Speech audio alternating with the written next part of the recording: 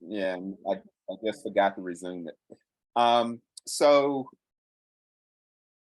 mastering debt, how to turn debt from foe to friend. I don't know where you are on that on the continuum of what you think about debt. Um, I just want to just do a quick poll. Everybody kind of weigh it. When you think debt, does it have a positive connotation to you? Does it have a negative connotation to you? Like so talk to me here. What does debt feel like to you? I can go first. So I have kind of a mixed feelings about it. So certain situations, getting into debt is good, but staying in debt is not good. Hmm. So I was taught that with credit cards, for example, you know you have the money in your bank account, but you want to use a little bit a month, like, and then just pay it right off. But Hmm. with different things as far as vehicles or different things around like the household maintenance, you pay off. I would rather pay off. I would rather put it on a credit card or put it on something and pay that off versus paying someone else, if that makes sense. But me and Imani have conflicting kind of different viewpoints on it. And now we don't, did I mute it? Yeah. Okay. So now we don't have a lot of debt, but we're trying to do our best to knock it out so we can get to saving. So Hmm. our focus is knocking debt out to turn debt into savings. I love that. I love that. You're gonna hear us talking some about that tonight for sure. Other thoughts? Positive, negative, or negative connotation of debt. Can I come in? Sure. Yeah, when I think about when I was younger, the mistakes I made as a young person, it can be a little depressing. Um, Thinking about the younger version of myself, but I think today I think of it more so of if it's there, handle it. If it's bad debt and good debt, buying a house, just having a strategy to pay it off and things like that. So I think I'm better mentally today than I've been in the past. But Hmm. it depends on how well I handled the situation and how proactive I was to resolve it or fix it. Hmm. Because there was different stages of intention. I remember the days of getting mail and ignoring it and not Hmm. opening it up and having the phone calls that you don't want to answer and all that craziness. Right. Right. No, I understand. I understand. I get it. Um, all right, let's dive in here. I have this. I'll start. Sean and I are gonna kind of just tag team on it as we go through here. In the US, you can see here there's a connection to wealth and marital longevity minimally. And so the debt conversation is part of this, right? In the US, wealthier couples have lower divorce risk. Wealth may have this stabilizing function. One of the things, though, that's interesting as we think about this statistic that I think is very apropos when we think about this relationship between happiness, and this isn't a marriage statistic per se, but it obviously has direct correlation to marriage. So this statistic says that above $75,000, that happiness, money does not make you happier above $75,000, right? So this suggestion that the more wealth we create, the more that somehow that's going to be what makes us a better couple or a better marriage or whatever. That's there's no the data doesn't necessarily support that. But these data do show this idea of this when we look at divorce rate, wealthier couples having a lower divorce um, rate. I think that's meaningful. Well, symbolic resources that are available to them, less financial stress, kind of the Crystal's point that she was talking about there. Those are the type of things that are at play. So let's dive into um, first. We want to tackle debt, like debt as foe, right? So, and I'm going to even be as brazen to say the sinful side of debt. And I want you though to interrupt me if there's any aspects of this that you're not picking up what I'm putting down here, okay? But this idea, what is the problematic side of debt? Well, anything that is promoting the things in scripture that we know are sinful, self pleasure, instant gratification, this idea that, there's a right now mindset.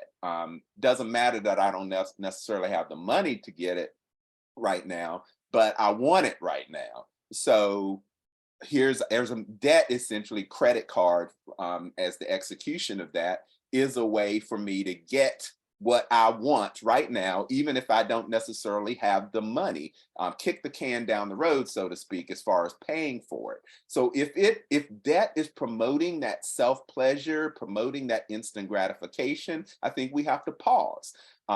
This idea of rampant consumerism. We live in a very consumeristic culture.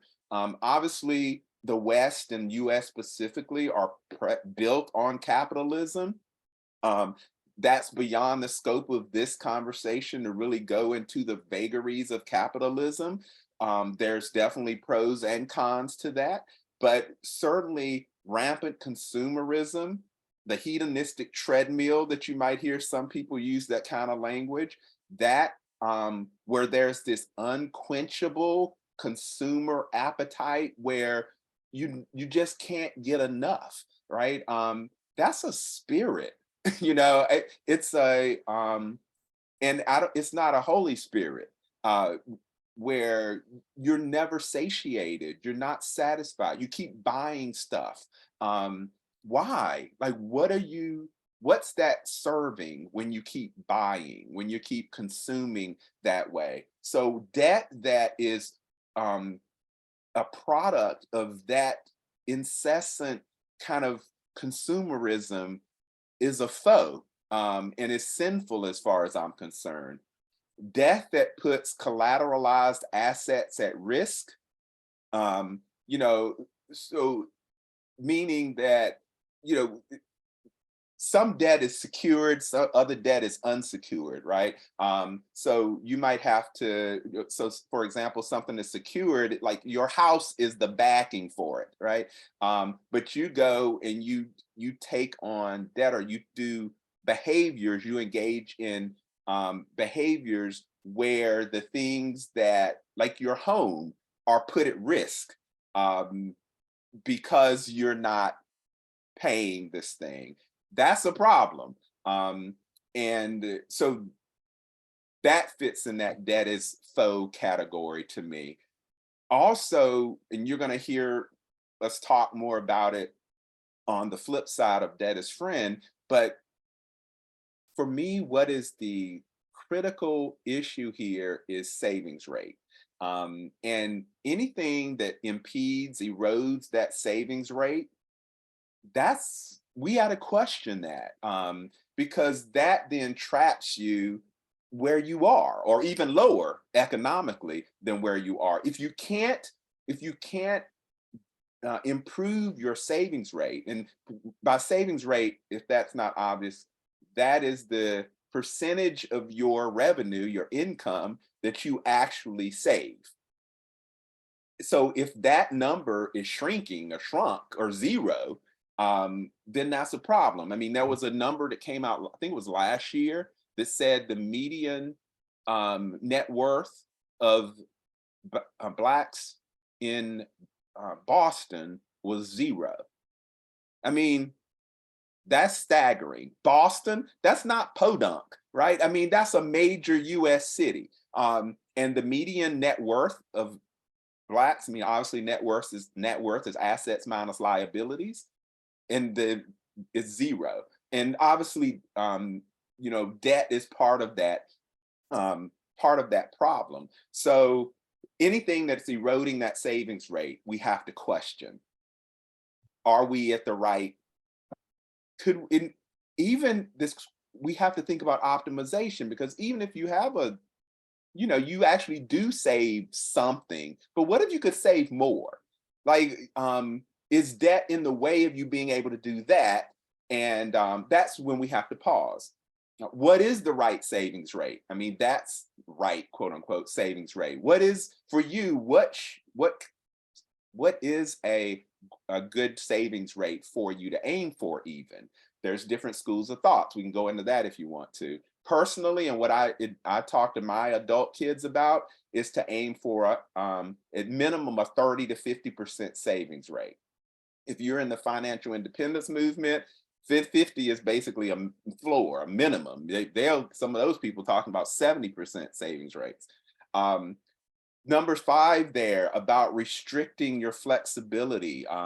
When you have debt such that you don't have flexibility, it limits your options. Let's say something comes along that's a great opportunity for you in your passion portfolio, or where you feel the Lord is even directing you, but you can't really do it because it would require an income hit that you can't afford, because you got this debt load that you have to carry. So what do you do when the Lord brings an opportunity to you that seems to fit right in your calling, but you can't do it because you can't afford to not make the income that you currently make? You can't take a decrease. Debt as a foe in the strain that it causes in the marital relationship. And that's even beyond just if you're at the collections point and you got calls coming in and people ducking calls and stuff like that, but just the budgeting and the different philosophies about what money is and what it should be spent on in our household, and the tension that can surround that. Debt can be sinful, managed in a sinful way in our house with that. And then I'm going to share in a couple of slides when I talk about this parallel of sharecropping. And I really think to give you some visual imagery of, because I really feel like this really is financial sharecropping, and that is destabilizing generations of especially of disenfranchised communities. But I want to pause there. Of these 7, is there anything here that is ambiguous, or you don't get it, or did you disagree with? What are your thoughts here?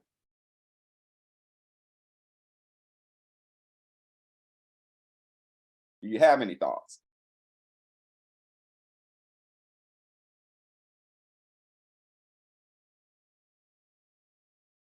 I'll wait a few more seconds before I keep going.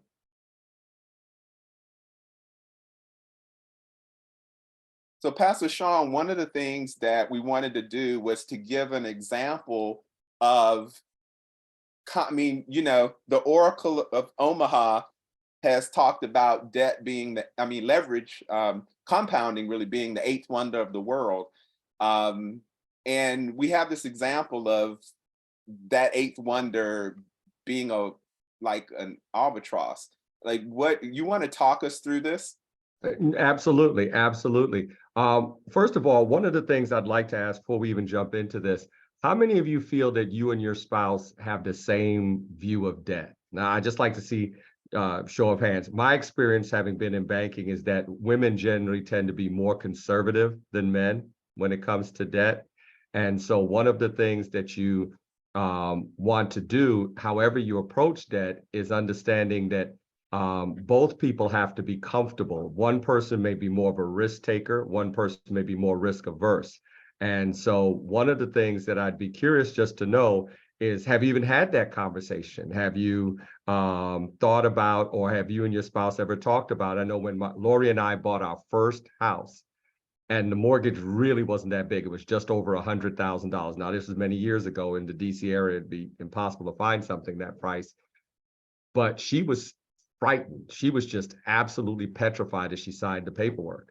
And I was like, and she's like, do you understand what we're signing? And I said, yeah, if we make the payments, they're fine. If we don't, we're not, but that's one of the things we have to take into account. Have you and your spouse talked about how each one feels about debt. Now, what Dr. Arnold has here, this is an example I use when I talk to folks about credit cards. So as he talks about, the eighth wonder of the world is compound interest. And there's a saying that says, if you understand compound interest, you earn it. If you don't understand it, you pay it. So this is an example of a simple credit card. Each person has a $2,500 minimum, but the first person is only paying the minimum payment. And by paying only the minimum payment, they're going to spend about $5,000 in interest, and it takes them 19 years to pay it off. Okay, so they're going to pay double the interest of the principal they borrowed. So they're going to pay back almost $7,500, and it's going to take 2 decades. Why? Because when they make the $25 minimum payment, the majority of that's going towards interest, right in here, the 18%, and very little towards principal. So that balance keeps compounding. It only drops by a handful of dollars, and it keeps compounding. Whereas Ms. Clark here, who pays $125, okay, the 25 is still only going mainly towards interest, but that extra $100 goes and drops this initial balance significantly. So the negative compounding on that balance is lessened. And so that's where she's avoiding having compound interest work against her. When compound interest works for you is when you have real estate or you have investments. Compounding means the interest, your interest that you've earned in the past is earning interest for you on top of the principal. But when it's not working for you, you're actually paying interest constantly, paying only the minimum payment. And so I've seen people who feel like they're trapped in debt because they don't see it going down because they're only making minimum payments. And as Dr. Arnold said, that limits your ability to invest. It limits your ability to put that money to work for you and grow using compound interest as a friend. So. Any question? Is this clear? Does anyone have any question about this? Is there any, if you don't get this, you need to pause us and ask us to, or Sashawn, to go through it more slowly, because this is, you know, it's the Rosetta Stone in some ways. Does everybody, if you don't say anything, that says to me that you absolutely get it. Move on. We got it. Just go.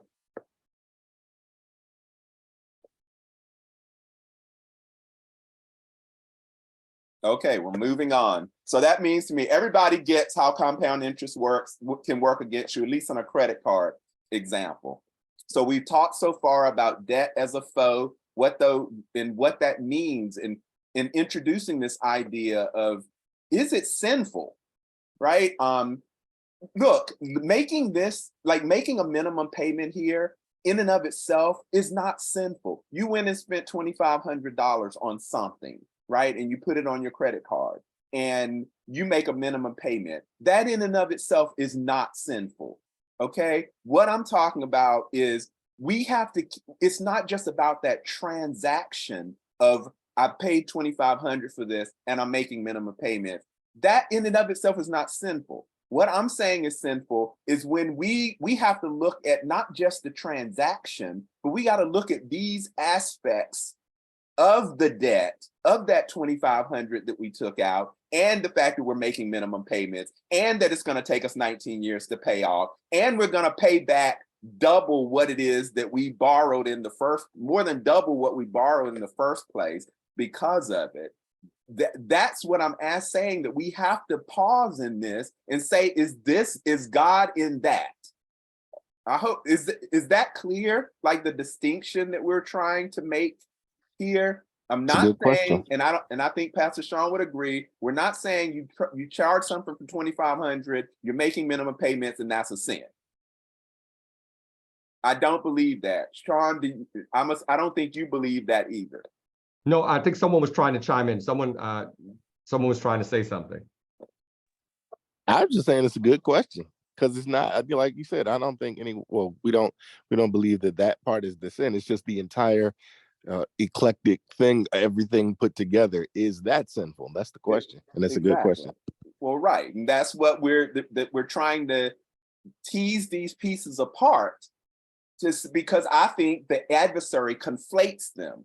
So we're trying to tease them apart and say, hey, no, that transaction in and of itself is not sinful, but let's look at the aspects of that are ongoing in broader ecosystem that very well might be.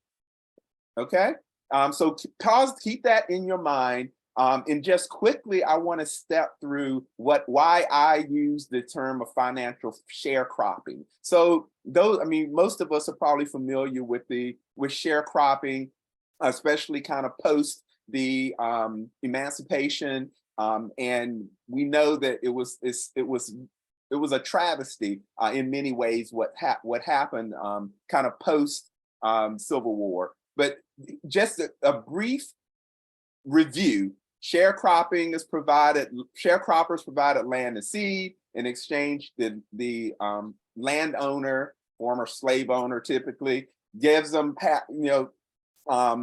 makes promises, lets them use the land.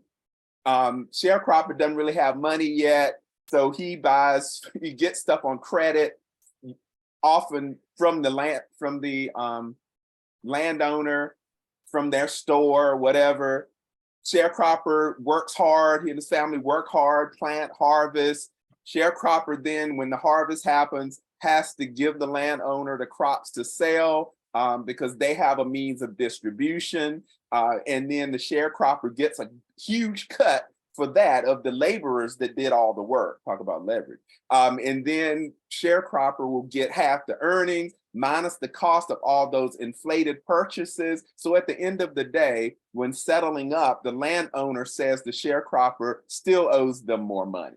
And then, so you got to kind of do it again next year to try to dig yourself out. But there's the whole irony, you never do, right? So are there parallels for what we're talking about in this debt cycle? What about a couple is allowed to work with borrowed assets, which is what credit, I'm calling it's credit. In exchange, you're going to give this high interest rate card, for example, and borrow these funds. The couple buys these disposable items, usually that are typically depreciating in value on a credit at high interest rates. Yes, the couple, you're working, you're making some money, you're earning some income.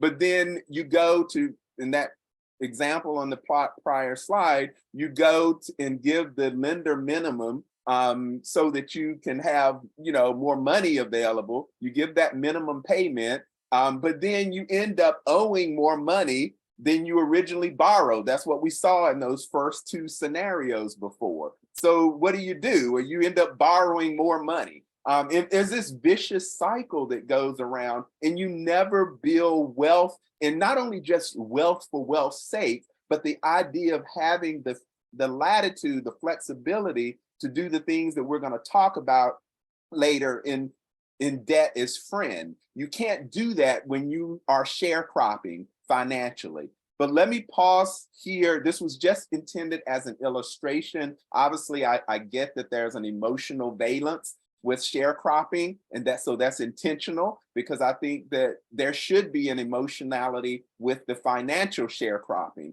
But does this illustration make sense? Anybody want to challenge any aspect of it? Do you get it? I think Danielle put something in the chat that made a lot of sense. Yeah, I was just saying that it's not the thing itself that's sinful, right? It's not sinful to need something, want something, and you might not be able to afford it in the moment. But I think the problem is when we live a lifestyle that we can't afford based on some kind of underlying deficit, that's a problem, because it's going to it potentially can bring you financial ruin. If you need to buy something for your children or medicine or something, food, like these are things that are necessities, but if we're stuck in the cycle, you can't ever get out of it. So it's like, are we using God's wisdom to be good stewards and using things like this so that we can advance, as opposed to bringing ourselves financial ruin? I definitely like this example because someone said a lot of times culturally, people of certain hue, certain melanation, we will beg for what we need and then we'll finance what we want. And so we end up getting what we want and then still having to rely on alternate sources to get what we need. And we never, again, are self-sufficient and can get out the cycle. So I like the way that this illustrates that. Thank you, Danielle. Dang, that was fire. That thought first. She said we beg for what we need and we finance what we want. I ain't never heard nobody say it like that. That was hot. It I was. think, hello. I think also the level of ignorance plays a huge part into why we get caught up in these cycles, which speaks to our upbringing. It speaks to what ideologies were handed down around money. And so I think for many people, the sin is just in their knowledge base. And then once you gain the financial literacy or the financial knowledge, if it hasn't impacted the heart, it doesn't really matter, because I think this is probably, we have the most access to financial information we've ever had in any generation. But yet we're the most in debt of any generation that's ever existed. So I think there's a twofold at play. Is the misunderstanding of what is required when it comes to finances, and then there's the desire piece of it. It's like, delayed gratification that we don't necessarily want, especially if we're looking at how other people are living and assuming that they're getting these things in the appropriate way and they're financially literate and stable and all these things, when most people are not. But that's not how perception works, unfortunately. Mm-hmm. No, thank you, Pastor and Danielle appropriately noted the financial disaster or destitution that can arise here, right? Which is in and of itself critical, but we're Eusebia, right? So what our mantra really is around us is the spirituality in marriage. And partly, yes, we want you to see the financial aspect of this, but we really want you, but there's other places that will also help you see the financial aspect of this. What is unique to us in Eusebia, I believe, is really bridging not just the financial aspect, but the spiritual implications of this for your marriage. Like, what are the ways that the kingdom of God is hampered because of your being caught in this sharecropper cycle? That's what we want really to sink in as well. Because of those things that, like Danielle said, like Pascaline said, the psychology that has been promulgated, especially among disenfranchised populations, marginalized people groups, it was a brainwashing on generations. And we are in many ways, yes, we know a lot more, to Pascaline's point, than past generations. But when we look at some of the data, I led saying the net worth of African Americans in Boston, Massachusetts, 0. Okay, so how far have we really advanced? All right, moving on. There's another side of debt. Debt is friend. And I would like to contextualize this as the graceful side of debt. So go with me through this, and let's just think about what it suggests. So number one, taking ownership of a valuable appreciating asset, operative word appreciating, by paying only a fraction of the asset's value. So in other words, you can get ownership of something at a certain value, but you only paid a fraction of that amount in order to assume ownership of it. A prime example is an FHA loan, right? 3.5%, you can use that as a down payment, and even better if you're a veteran, in a VA loan. So you can get ownership of something for only a fraction of what it takes.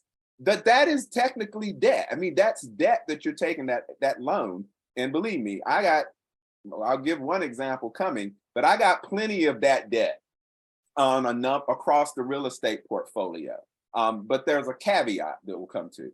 Temporarily leveraged for arbitrage, so in other words, I'm borrowing something at a lower rate because I have an opportunity that is effectively guaranteed to earn a higher rate. That is called arbitrage.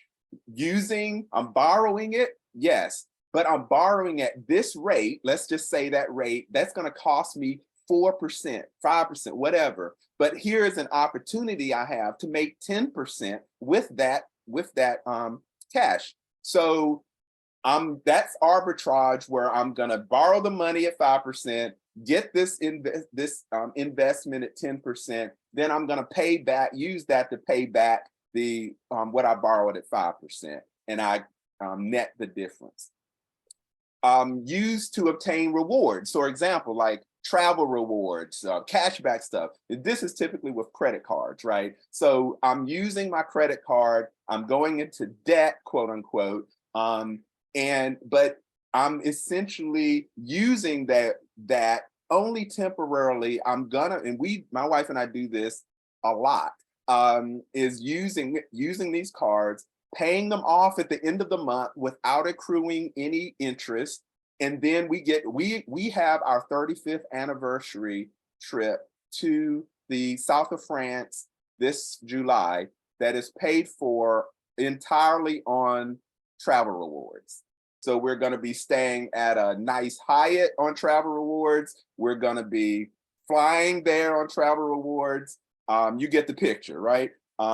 So using that debt temporarily to your advantage, you shift the power over to your side, as long as you have a means of paying that thing back without assuming the interest that's associated with it. Offering convenience, like one of the things that my wife, who's the accountant, she really likes is when we run all our stuff through credit card, we really can see our whole year of spending. It makes tracking, it makes tax stuff a lot easier, especially when you have multiple businesses and run a nonprofit called Eusebia. It really does help to have the convenience of that for tracking purposes. Some debt instruments actually offer tax advantages. I'll give an example in a second of using kind of HELOC interest and some of the tax advantages, and there are tax advantages with that. And when you are using that, when you're taking ownership of these things, and when you're seeing your net worth and stuff increasing in that, it encourages a generosity of spirit, right? You have more flexibility, you have overflow that you can share and give to others, give to important causes. Many people, Eusebia is a non-for-profit, to just use us as one example. Without the support of partners, I don't know how we do Eusebia.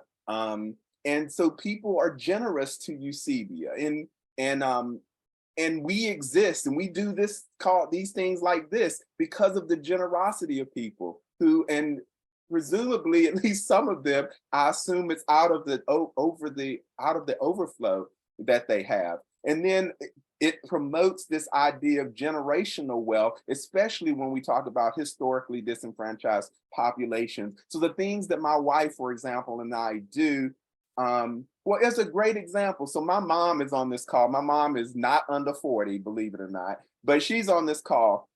And my mom's, I'm really proud of my mom.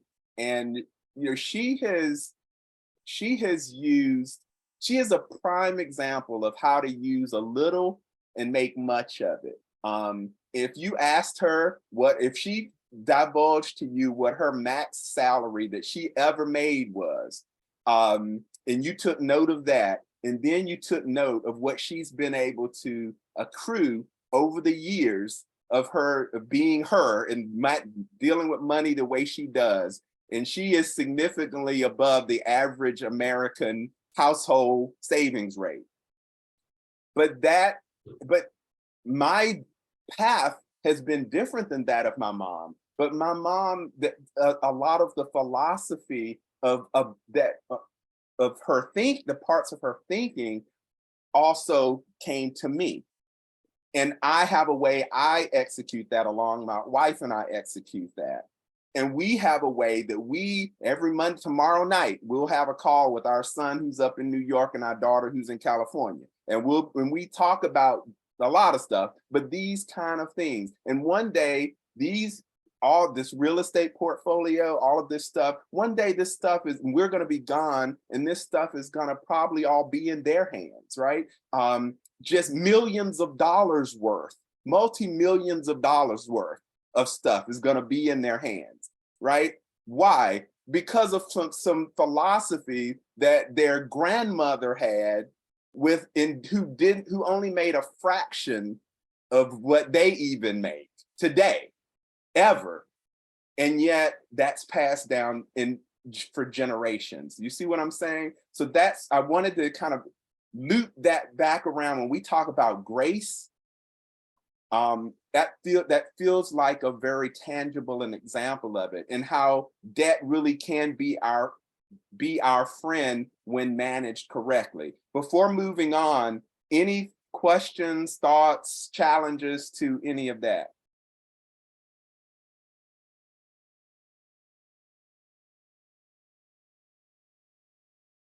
I thought for sure, Pastor Sean, I was going to hear somebody say, what is arbitrage? Not understanding arbitrage, but maybe I just explained it so well. Or people just don't ask questions when they should. Yeah, that's more so what it is. All right, I'll keep moving then. So financial leverage, right? I mean, what is leverage? Here's an example of it. Or here's a definition of it, an investment strategy. It's about borrowed money. But that borrowed money is not to use on depreciating assets, things that go down in value. That borrowed money is to use for a potential return. Now, do you always get it right? No, you don't.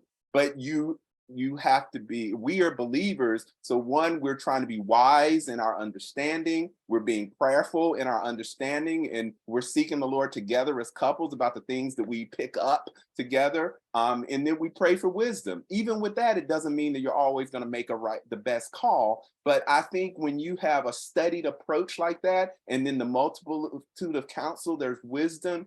And so when you do those things, you significantly increase your odds for success. And the bottom line is, with leverage, it is really difficult unless you start a small business that hits it and becomes successful. It's really difficult to get wealthy in this country, or maybe in any country, without leverage.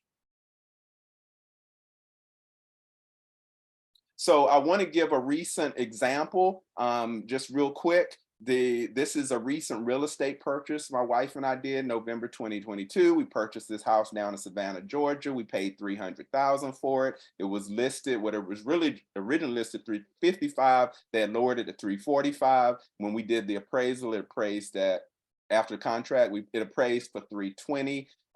And then we used as a down payment for the home, because it was a vacation home. You can still find some lenders who will do this. A lot will still make you do 20%, but we found somebody who was willing to do 10%. So we put $30K down as 10%. Plus we had closing costs. I'm rounding off to $10K. So all in to get that house was about $40K, but all of that money came from a HELOC on our house that's in Maryland, that we've had since 1991. So we did a HELOC on that. We used that to pay this $40K. You can see the mortgage amount, $300,000 minus the $30K down payment, that's $270K. Monthly payment there is about $2,500 a month.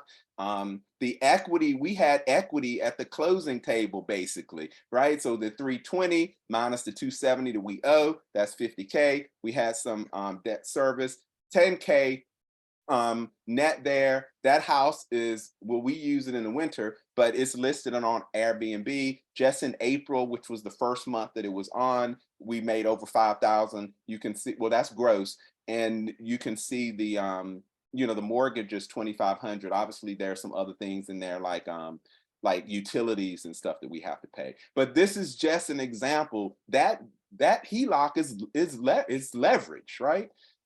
Any questions about this?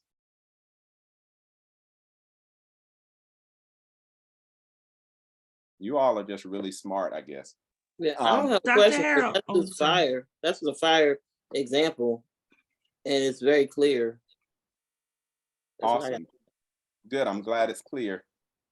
Was there another question, Micah or Imani? Yep, Imani has one. Go ahead. Do you mind going more into using the home equity line of credit to do the down payment? Mm-hmm. Yeah, so you have to, well, you can pretty much use a HELOC for whatever you want to use it for. They don't really audit what you use it for.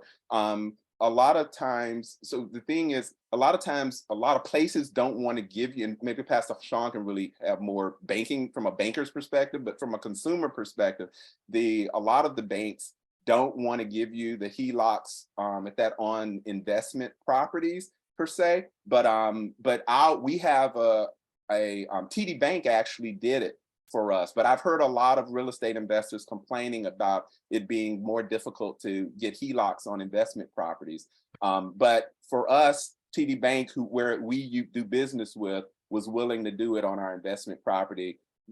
So it was 65-70% of loan to value. So based on the value of our house, I mean, we paid $150,000 for that house in Maryland back in the day when we lived there.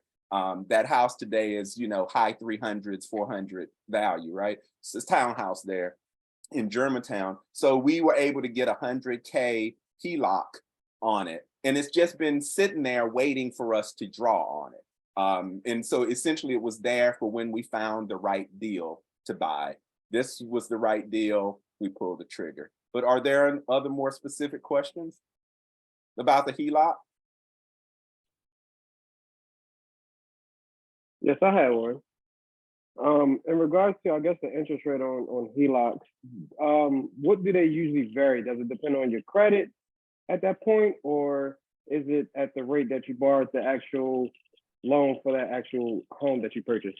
It's variable rate, but I mean, definitely Pastor Sean's more his territory than mine, but it's variable rate. And so it'll depend on where, and a lot of times they're interest only payments so then you have to make sure that, I mean, if you just do interest only forever, you'll have that loan out forever. So look, what Dahlia and I are doing is, we're trying to apply additional beyond kind of the interest payment so that we can actually pay down the principal amount that we borrow there. But so we need that Airbnb to keep generating enough income so that we can make not just the interest payment, but pay down the principal as well. The other option, of course, is we can which is probably what I'm gonna do, is refinance that and fix it. Then so the HELOC will be available again, but then we'll have an amortized loan that will actually pay down. Harold, if I could jump in for a second. A home equity, and for those who don't know, a HELOC is a home equity line of credit. There are two ways that you can generally, outside of refinancing the house completely, get equity out. You can take out a HELOC, which is a home equity line of credit. It's going to be revolving, and it's going to be tied to prime. So that's one other thing you have to be aware of. If interest rates go up, your interest rate on that loan on that line of credit is going to go up. Lenders generally almost never will give you a fixed rate on a line of credit, because as you pay it down, it's available again. So lines of credit are generally variable rate. If Harold Dahlia would have taken out a closed-end second of $100,000, they would have had a fixed rate, but then they would start having to pay back interest immediately. So that's why people like lines of credit, because until you use it, you don't pay interest. But it's always good. Any loan is always going to be based on a couple things. First and foremost, always your credit score. When I teach credit, you always want your credit score to be in the 700s. It's generally going to get you a lower rate. The other thing that's going to be factored in is how much equity do you have? As Dr. Arnold said, whenever a bank is dealing with a rental property or investment property, they're only going to loan what we call a lower loan to value. Like on your primary residence, you might be able to borrow up to 90%. Okay, but on on an investment property, they may only let you go to 70 or 80. The reason being is a lender understands if you run into financial trouble, you're going to stop paying your payments on that investment property before you will your primary residence. So they were willing to loan more on that. People will always make the payment on their home, and they'll stop making the payment. So an investment property is inherently riskier. That's why it's always a higher interest rate generally than your primary residence. I did see Whitney had a question in here. Would having a second mortgage on the home for solar panels affect the HELOC? Yes. You generally what's going to have a very good question, Whitney. If you take out a second on your home for solar panels, that's an excellent question. No bank is going to go into third position. So they're almost always going to require you to pay off that other loan, either take out enough to pay off that loan. And let me not use banker's term. Position means who has the right to that asset first. So your mortgage on the property that you took out to buy it has first position. If the house is sold, they get paid first, okay? They get paid off first. Second position, generally a home equity or a second mortgage, means that they get paid next, okay? Nobody wants to go into third position, which means that behind the first and the second, okay? So they're almost always, Whitney, going to require you to pay off that loan for solar panels, and that's something solar companies don't tell you. If you need to take out a HELOC, no lender's going to go behind that second loan and be in third position. That's just not something that's done. Did I make that clear? All right, and then Harold, if I could just throw one thing in, when you're talking Danielle about, does have a question too. go ahead, Danielle, go ahead. Sorry. My question was, is this kind of similar to like the BRRRR method where you're buying something, refinancing it, and then getting the money out and then doing that cycle all over again? Because it sounds similar, but I think the difference here is you're using a HELOC instead of refinancing.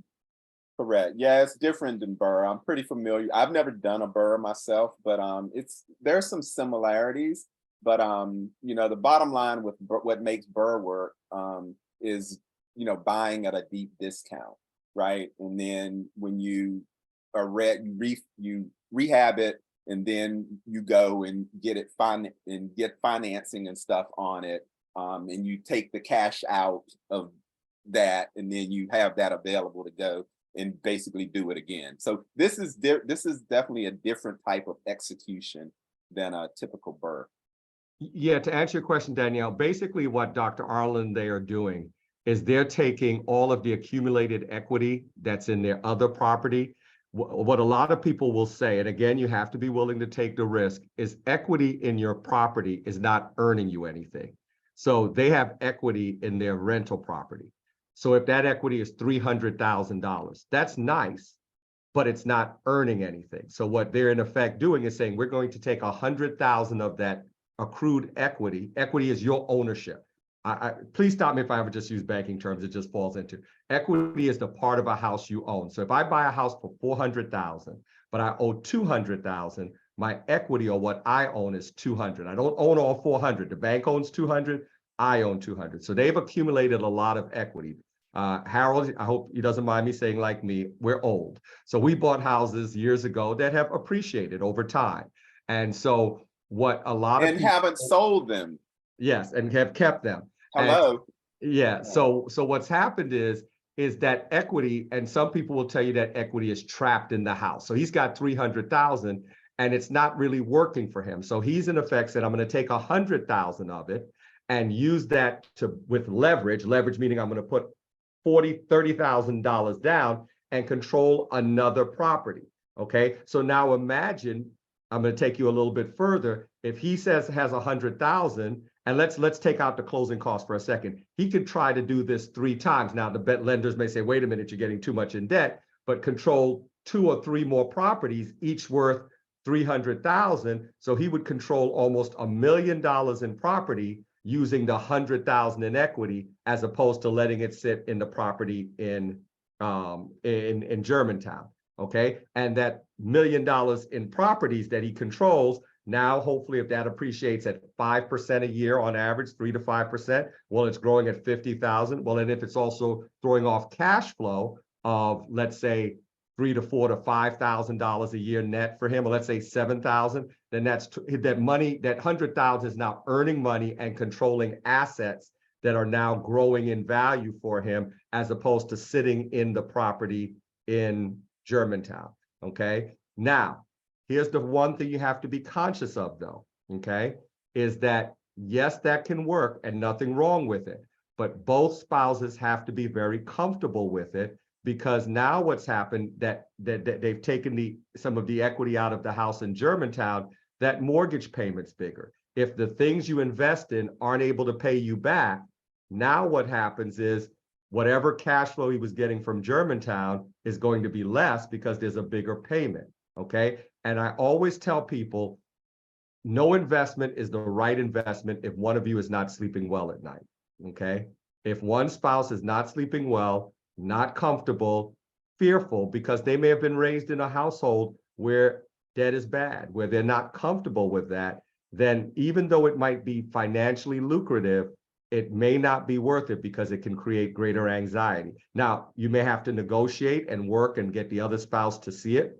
And I think Harold would agree with me that he and I have asked our wives to take some risks they would not have normally taken because they tend to be more risk averse. But again, you can't pull or cajole or force the other spouse into something that they either don't understand or are not comfortable with. So, Sean, was there something Man. else you wanted to add in here before we go back? I just pulled this up because you started talking about the kind of the dance of couples. yeah, someone was gonna say something. Someone wanted to chime in? I just wanted to say y'all absolutely killing it. And for me, especially the, debt as a faux part, it's like, because, this is something that we teach as financial, hold on, I need to turn this on thing. As financial representatives, we have this conversation all the time, but it's for me, it's almost like I get desensitized to it. But when we bring it in and, add the spiritual aspect, and you kind of start thinking about that, put the energy to focus into the spiritual aspect of it, it's like I feel it in my heart a little bit more. And then the debt as your friend part is just it's so exciting to me, and I love the way you guys are breaking it down, because nobody talks to us like this. You see what I'm saying? They'll never really just have a friendly conversation, allow us to ask questions, give answers, and just allow it to be. This is not the substance of conversation that I just feel like conversations like this is what we should be talking about around a dinner table, around the restaurant table. Let's talk about this kind of stuff, because to me, it's impactful. So thank y'all. Absolutely. Micah threw a really good question in there, Harold, and both you and I can speak to this, and it's a very, very good question. He says, I want to hear y'all answer this question. Huh?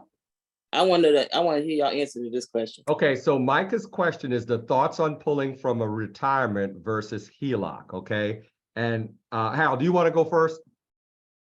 No, you go ahead and tackle it. I've Okay. heard, you go ahead and tackle it. I have an Okay. opinion.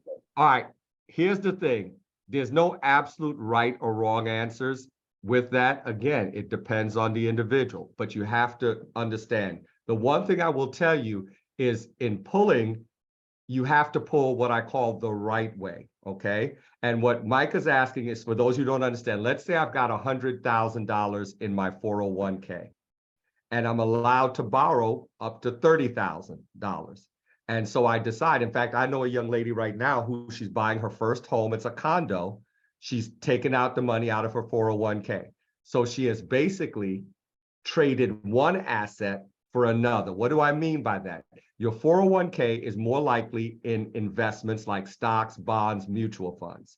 So what she has done is she said, let's say you have 100,000 in your mutual fund portfolio at your 401k.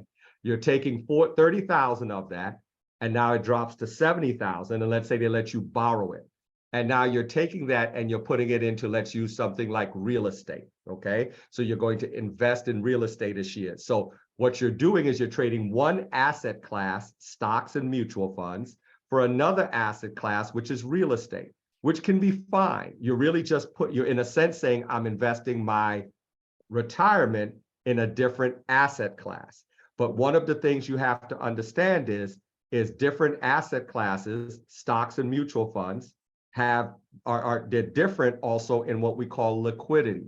Liquidity means how quickly you can turn them into cash, okay? So, for example, by taking the money out of my 401k and putting it into a house, say I'm buying a house, now the house is hopefully going to appreciate and I'm going to build equity. So it's not a bad thing, but here's the problem. If I run into a financial hardship, I'm not going to be able to probably pull the money out of the home initially, okay?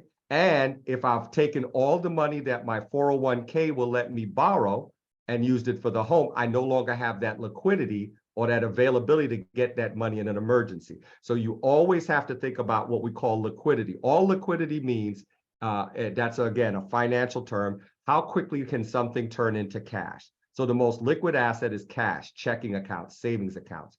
So the thing with real estate is that when you put money into real estate, you are going from a liquid asset, your investment in your 401k, to a less liquid asset, which is real estate. And if you ever needed to liquidate it quickly, you may not be able to, okay? Because you can't just sell the house that you're in, okay? You may not have enough equity to take out an equity line, okay? And it may take too long because if you have a quick emergency. Now, I will speak to this because I did this.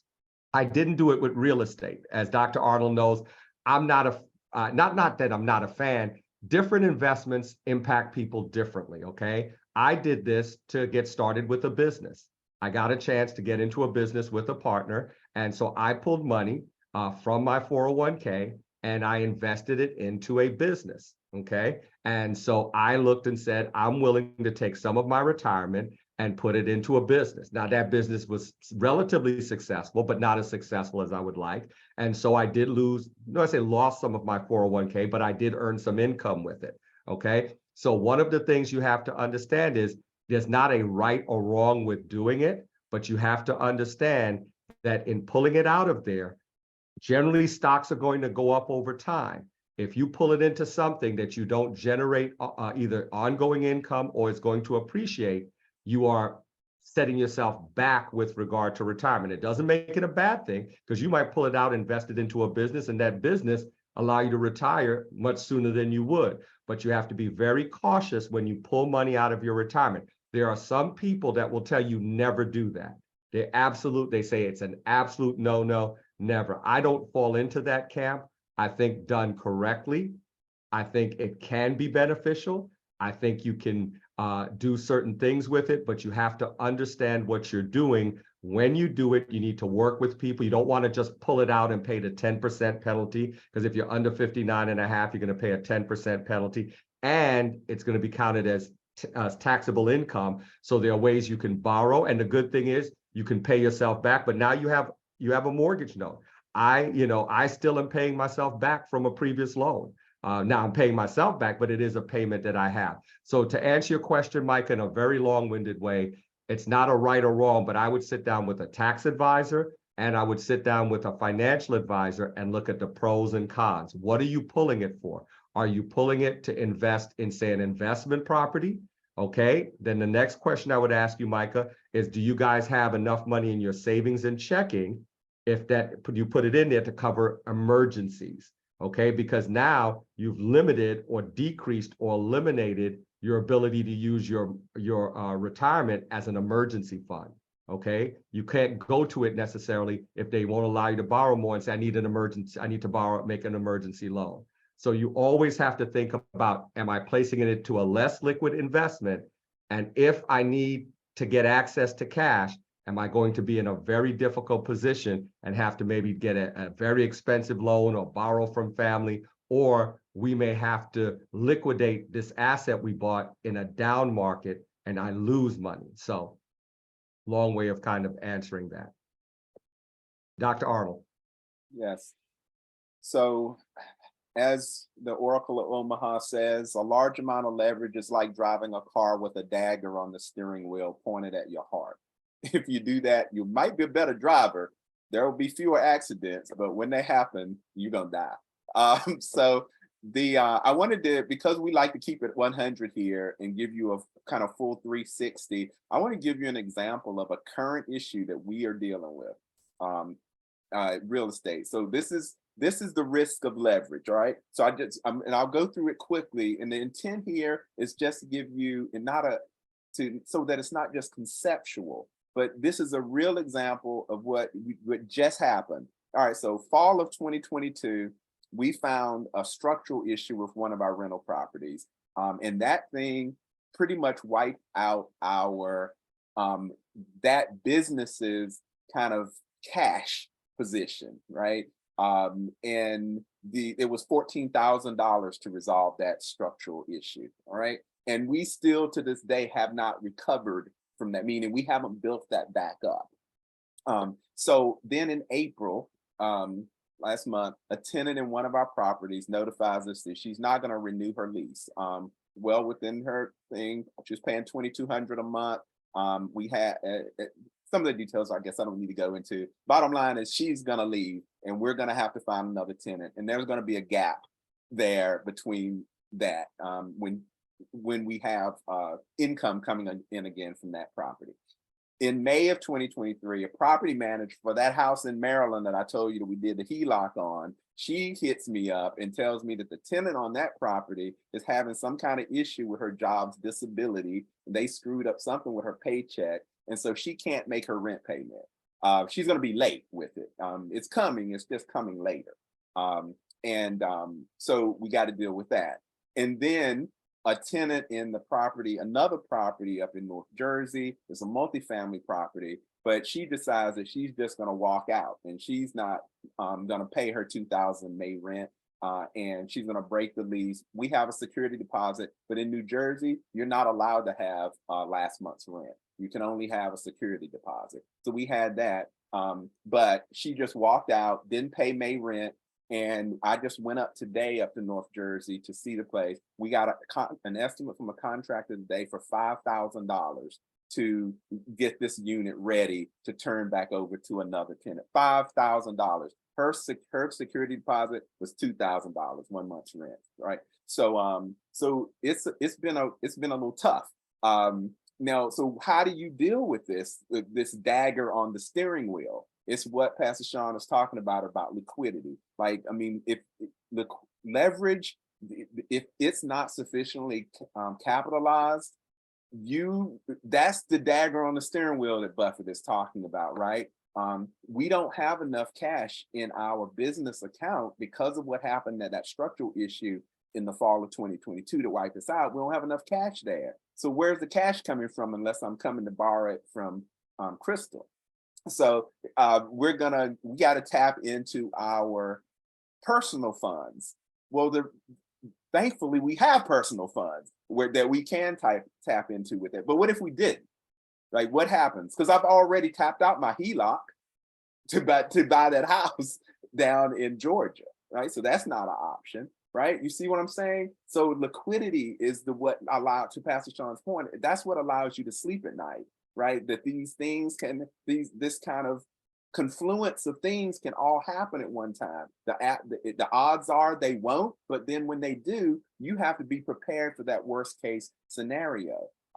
And then just to make the point that Pastor Sean was talking about, what if spouses are different in their risk tolerance and their desire to just kind of live on that, with that kind of uncertainty? What do you do? So we just wanted to, because obviously we're a marriage organization, we want to talk about, and you don't hear this kind of talk, how do you dance this as a couple? And there's a few thoughts that we had to this, and as Pastor Sean said, our wives tend to be more conservative than us. And so it's about negotiating this position, not lording it over one's head or the other, but really respecting each other's position and risk tolerance profile. That's a big part of it, understanding it and respecting it. Another aspect of it is really understanding what your actual goals are. I mean, until I explained I was talking about wealth building stuff for a while, and my wife was looking at me like, you need to change the topic because I am not interested in that one. And it wasn't until we started talking, the language I started using was around financial independence. Now, when I start talking to Sister Dahlia about financial independence and this idea of we're going to be retiring from our jobs, she will be retiring this year at the age of, well, I won't tell her age, but she'll be retiring this year and she is not 60. Prayerfully, Lord willing, I will be retiring next year and I will not be 60. Right. So we're retiring.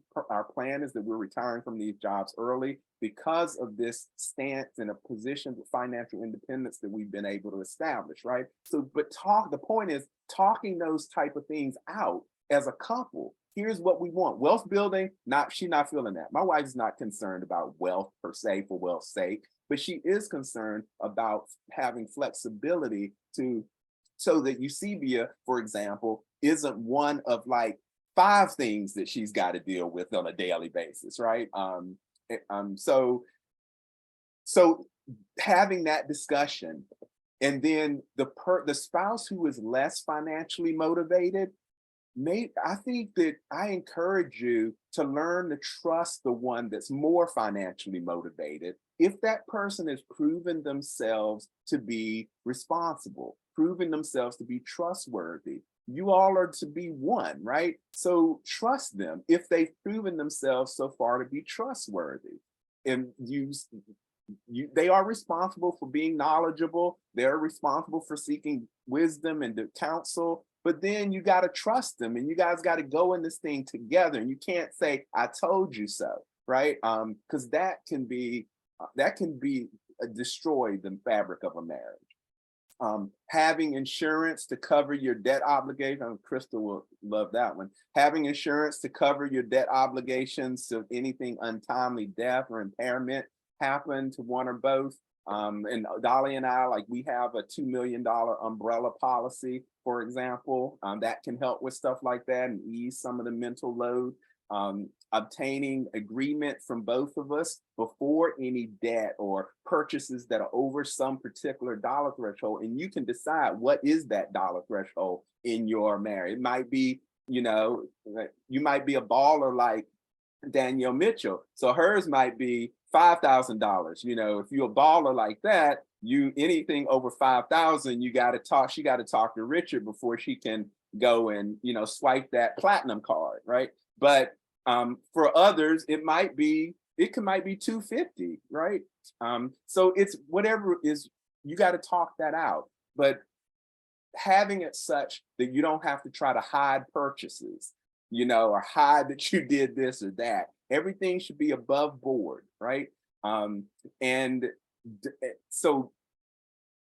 then I think a financial audit is really important. Looking at things like your DTI, your debt to income ratio. Banks, as I understand, and Pastor Sean can speak better to this than me, but 43% or so considered bad. Over that, 36% or less for a debt to income ratio, it's considered good. So what's yours? What's your DTI? Looking at your finances and calculating something like that, it's easy to calculate. And also accountability, having a trusted couple that you're accountable to. You all are accountable to each other, let's say for net worth. We're aiming in 5 years, we're going to have $1 million net worth. We're going to have a $5 million net worth, and wealth accumulation and philanthropy, your give back with that, the type of things you're going to do with that it's not just accumulation to build bigger barns. Because we're not espousing in Eusebia about just building bigger barns. We're espousing what is like Truett Cathy said, what the purpose of wealth is to give it away. So that's what we want to suggest to you as a motivation in this. But I know we're over our time, our traditional time. But we felt it was worth it to get this information out to you, for you to process it. Those, if you have to drop, but we'll hang. If there's any questions, certainly I can hang. I won't speak to Pastor Sean. If there are any questions about this, the dance with that, or any of the other things, we can hang on. But any burning question that you want to get out before we just let everybody go who doesn't want to hang. I have a really quick question, Dr. Harold. You talked about you and Pastor Sean, you guys are men in a relationship. And I wanted to know if the wife in the couple is the one that is more, financially inclined. Does that change because of the headship dynamics? And I kind of know the answer, but I'm asking just because I think I know the answer. I might not.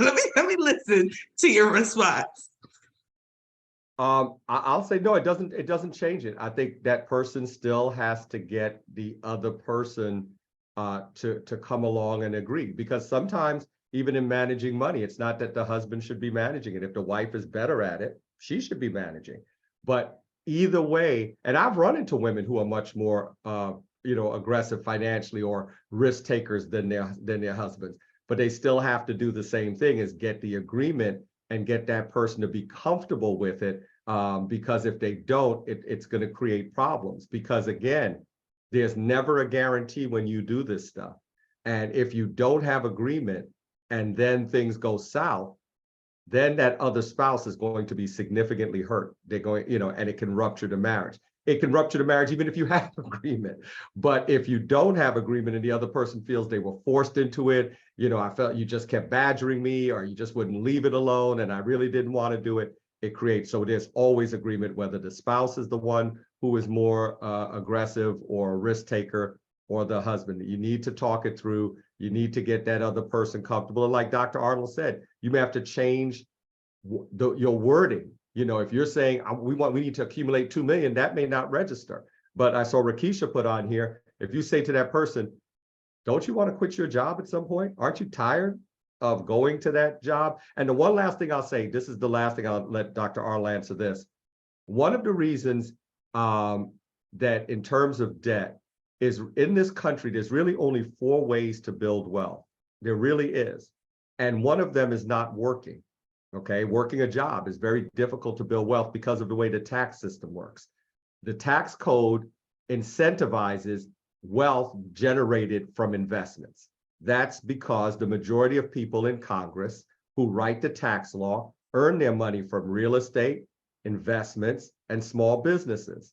Okay, and then of course they pass it on via inheritance. Those are the 4 ways to build wealth. So the tax code does not work for you. Now, if you make $250,000, $500,000, and you live very frugally, yes, you can maybe put aside, but it's very difficult for most people unless you take out a mortgage and own a house and that appreciates, unless you go into a small business, unless you are investing significantly into a 401k and mutual funds, and by dollar cost averaging, trying to put 10, 15% away. Now, when you're doing those things, you're working with the tax code, but it's also why sometimes you may have to go into debt if you want to retire sooner than 65, or in many cases, honestly, for you guys, Social Security is not going to be around. It's going to be so small.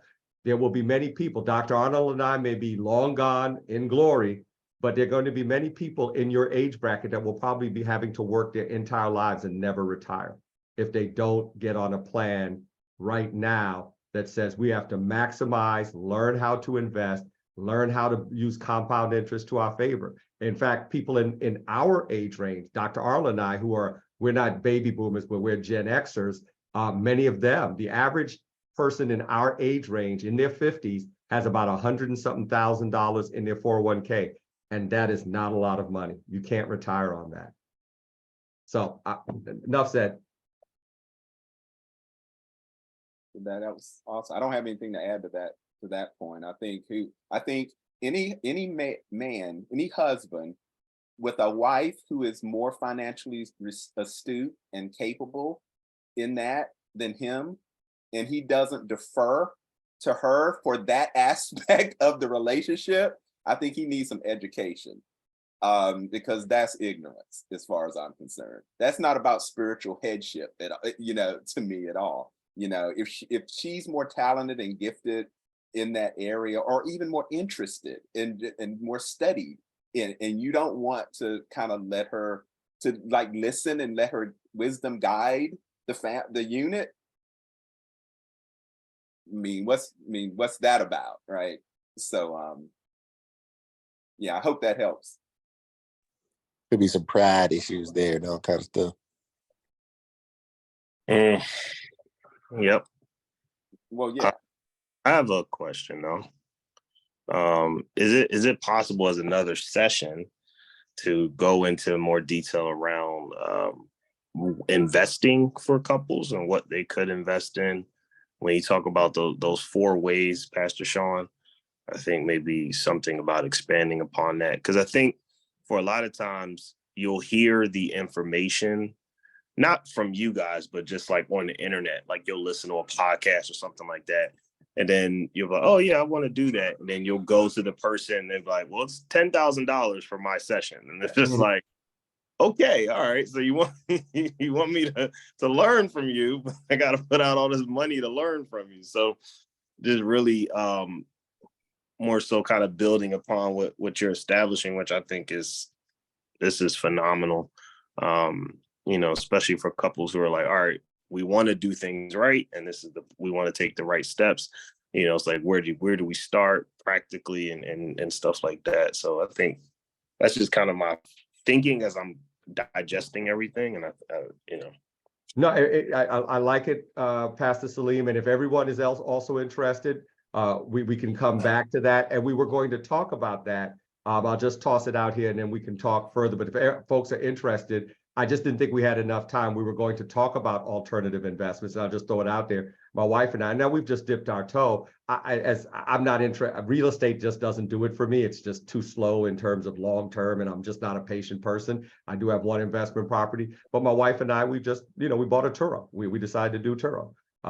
And that works for me because say what Turo is, Sean. Some people might. Oh, my fault. Turo, if everyone doesn't know, is like Airbnb for a rental car. So we bought a vehicle, which we rent out like we were Enterprise or whomever. That works for me and my mindset and my wife's, because we don't like debt. We're debt averse. So if I can buy a $16,000 car, have it generate $600 a month for me, I like that because I pay cash for it, or I would put 10,000 down and finance 6. But again, it's because it works for our mindset and what we're comfortable with. And so what I would love to do, I didn't want to do it this time because I knew we wouldn't have enough time. I would like to talk about alternative investments that don't cost $100,000, that you can get started with on a smaller budget to build and build, okay? One of the things, please, if I can admonish anyone, is understand where you are. When Dr. Arnold and I were you guys' age, we couldn't do some of this. You know what I'm saying? So don't ever look and say, wow, no, be patient. We've got less years, you've got time. And so don't ever look at somebody in their 50s and they can pull $100,000 out and say, I could never do that. There are things that you can do that might fit your budget better. And for your age group, we weren't doing this in our 30s. It just wasn't happening. You've got kids, you've got other things, but there are smaller other types of investing that you can do if you say, all right, I'm doing the job, I've got the 401k, what else can I do that may be on a smaller scale that doesn't require me to have 100,000 or 50,000 or 60,000 available? And if everybody's interested, just shoot us an email. We'll do that in another session somewhere throughout the year. Hey guys, can I jump in real quick? Oh, absolutely. Go ahead, Crystal. Gotta go.